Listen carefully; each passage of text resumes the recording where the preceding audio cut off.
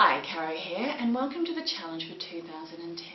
In today's video, I'm going to be talking to you about teams, both the importance of teams and also how to work with and communicate effectively with your team, including some fantastic free online tools that are perfect for making the communication channels easier and more efficient. So, without further ado, let's get started.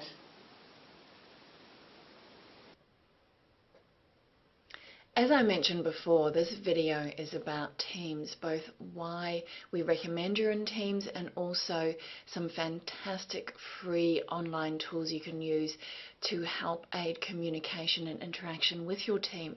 Now, I have to say, I am a convert myself to teams. When I first did the 30-day challenge, which is what it was called in 2005, I was actually really quite anti-teams. I'd had bad experiences in the past. So I think it was really my absolute commitment to making the 30-day challenge work for me, and I was determined to make it online marketing a full-time career, that I thought, well, I'm going to go with whatever Ed says. Even though I'm not a big fan of teams, I'm going to give it a go.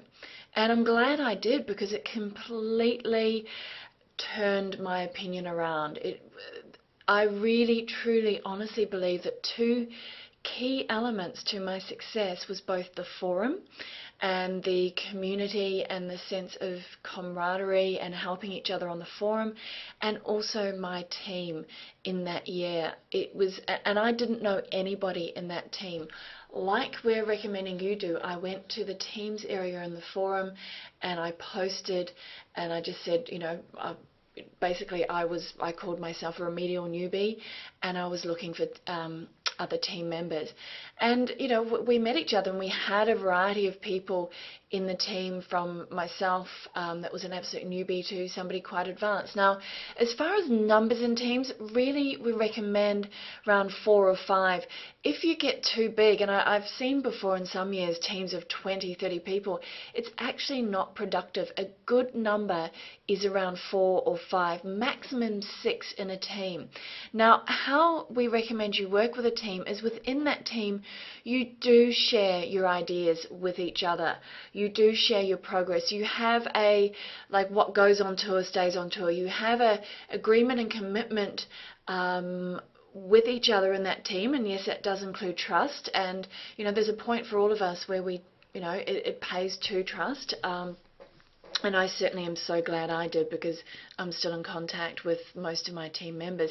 And the thing with that is that you have this agreement that it stays within your circle of your team. So the team support, what we would do, and again what we'd recommend, is that you meet at least once a week, that you commit to meeting. Now, some of the fantastic free tools that I think are essential, and it was all new to me when I came into the 30-day challenge. Again, we now call it the challenge. Skype. Didn't even know what Skype was. Fortunately, Skype is both free and intuitive, so I'm not going to actually be downloading each tool for you. I'm going to be talking to you about the tools that are essential, because I want you to go through exploring it yourself. This is part of what we all must do if we want to be online.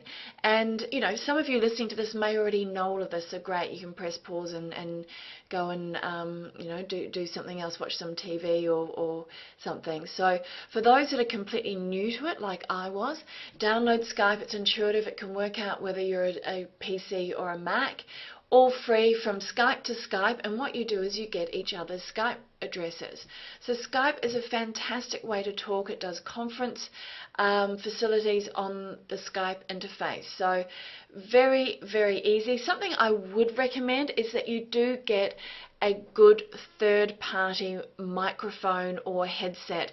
If you talk just through your speakers to other people through their speakers, often you can sound like you're underwater and you're trying to talk. So it's just really both courtesy for others and lessens your frustration if you're on the receiving end, if everybody does get that headset or microphone. And there are many inexpensive options out there, many inexpensive options. So Skype is something that is essential I'd say, for you with regards to a working tool for your team.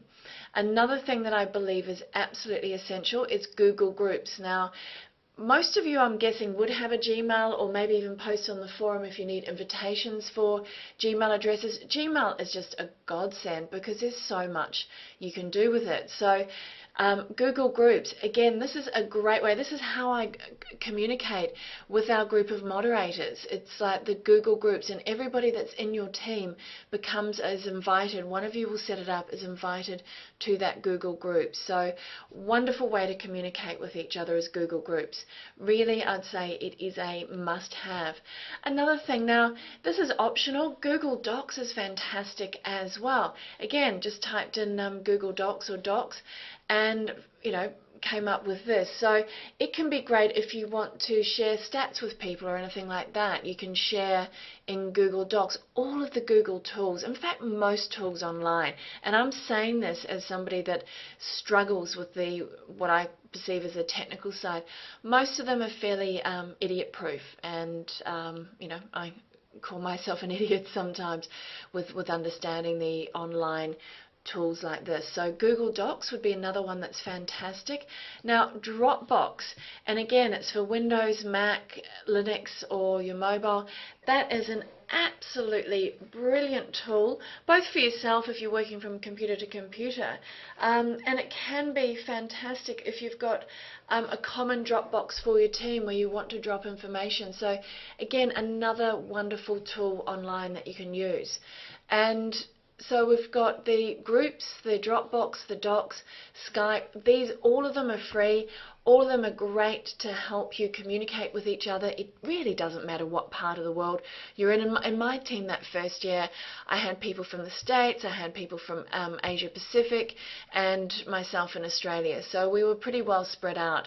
So there can be some bonus if you are more sort of locationally minded, but please don't limit yourself with your thinking. And I'm going to also add, if you have a negative attitude to something, anything, whether it's a challenge, whether it's a team or anything, you're likely to attract that back, and you're likely to prove yourself right. So, I've said or confessed that I didn't start with a good attitude towards teams. However, I overlaid that or replaced that with a great attitude that I was going to trust and do what Ed said, because it wasn't costing me anything. So again, I encourage you to open up your mindset if it is slightly closed to a team. Certainly have some agreements with regards to commitment from each other, and it's just like, for you as an individual, give your all. And if you give your all, you will attract other people that will give their all.